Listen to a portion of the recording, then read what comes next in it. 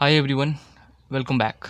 In the last video we made the sign up feature, and in this video we are going to make the login feature.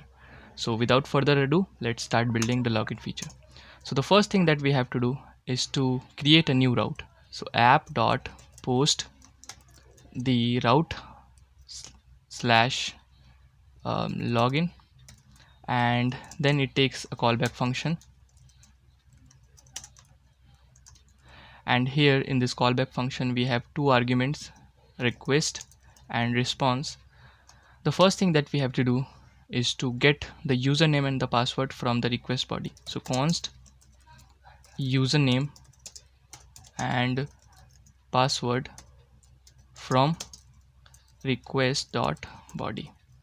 Then we have to check whether the user name is present in our database or not. So let's check whether the username is present inside the database or not. So const user equal await, and since this is an asynchronous task, we should make this callback function async, and here we are going to use prisma dot user dot find unique. Here it takes a object where you have to pass where username is username. Okay, so let's check whether we are getting the correct user or not. Let me console log the user and let me send a request to this login. So here let me send in the body, I am sending this username Arvind and the password is 123456. So this username is incorrect. So let me first run the application. So npm run dev and let me send the request. So if you see here, it is showing null over here. So let me cancel the request and let me send the request with correct user ID, that is Arvind B. Send, and if you come here we can see the user. So if the user is null, so let's handle the case where the user does not exist. So if the user doesn't exist, then what we have to do, we have to return. So let me copy this response from here and let me paste it over here.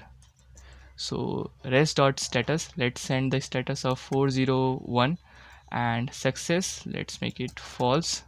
What should be the message? So let's write user does not exist, please sign in. So user doesn't exist, please sign up first. Okay, and the data, let's send an empty object and let's see whether it works or not. So let me send a request with wrong user name and it should, and we can see this response, user does not exist, please sign up first. Okay, so now if the user exists but the password is not correct, so first let's compare the password that I am sending here and the password that is saved over here. So we will use this bcrypt library to compare the password. So let's make a variable is password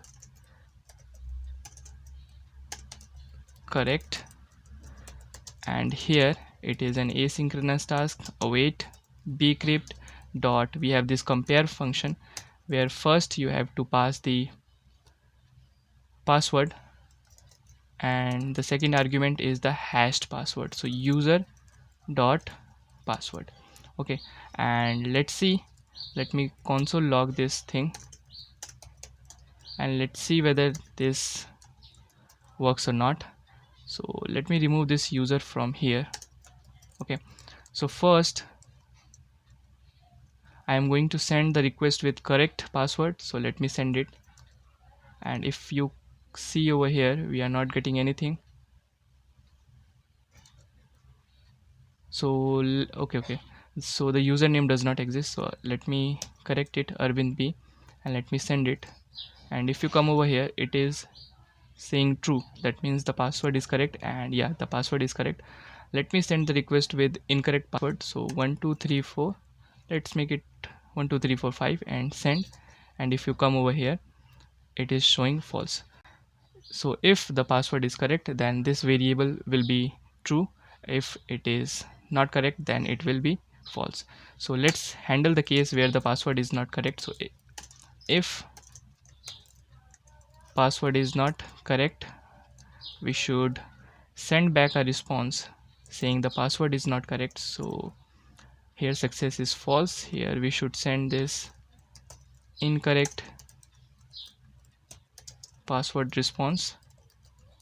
Okay, so let's check whether this works or not. So I'm sending incorrect password. Let me send the request, and the message is incorrect password. So if the user does not exist, we are sending this response that user doesn't exist, please sign up first. And if the password is incorrect, we are sending this response. Okay, so if everything is okay, then we should send a response saying logged in. So let me send a response saying first this is everything is okay, so 500 success, let's make it true. And here let's make it logged in. Data, let's keep it empty. Error, let's keep it empty. Let's check whether it works or not. So if I send this, it is saying incorrect password. Yeah, because password is incorrect. So let me make it 6. And if I send back the request again, it says success true, message logged in. So if the username does not exist, we are sending this response. If the username exists but the password is not correct, then we are sending this response. And if everything is okay, then we are sending this response. Currently this logged in feature is not complete.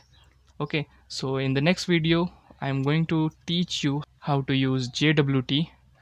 So let me summarize what we did today.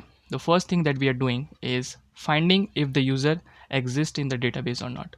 So to find a unique user, we are using this find unique method, which takes a object as an argument and where we can pass all the conditions. Okay, so first we are checking whether the user exists or not. If the user does not exist, we are sending this response. Then we are comparing the password. We are comparing the password that the user is providing and the hashed password. The hashed password, let me show you this password. So we are comparing this password with this password. Okay, so we are comparing both the password, and if the password is incorrect, then we are sending this response, and if everything is correct, then we are sending this response. In the next video we are going to use JWT and how we are going to use this JWT to make this login feature complete. So this is it for this video. I will see you in the next one. Thank you.